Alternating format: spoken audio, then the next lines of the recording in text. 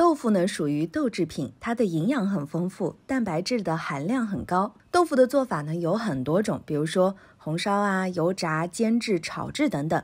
那今天咱们做一道3鲜烩豆腐，一起来看看是怎么做的吧。鸡胸肉洗一下，切成小末，注意不要切得太碎。将切好的鸡胸肉末放入大碗当中，加几片姜，加一点白胡椒粉，再来点盐，倒入一点料酒，抓拌均匀。往鸡胸肉末里面呢加1小勺的淀粉，抓拌均匀。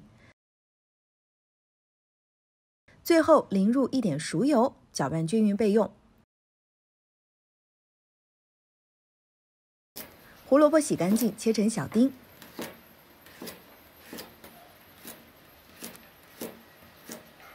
香菇切掉根部，清洗干净，切成小丁。锅内的水烧开之后，倒入切好的胡萝卜丁和香菇丁焯水，焯上半分钟就可以捞出沥水备用了。豆腐呢，用水冲洗一下，切成小块。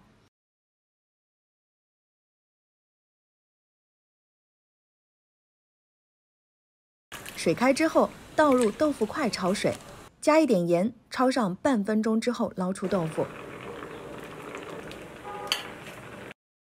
碗内倒入1勺的蚝油，加1勺生抽，倒入一点老抽，加一点盐，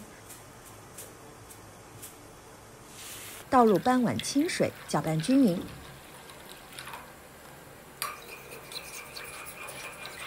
最后呢，加1勺淀粉，拌匀了备用。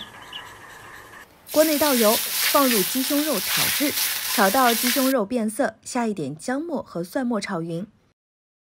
倒入调好的酱汁，再倒入焯过水的胡萝卜丁、香菇丁和豆腐，翻炒一下。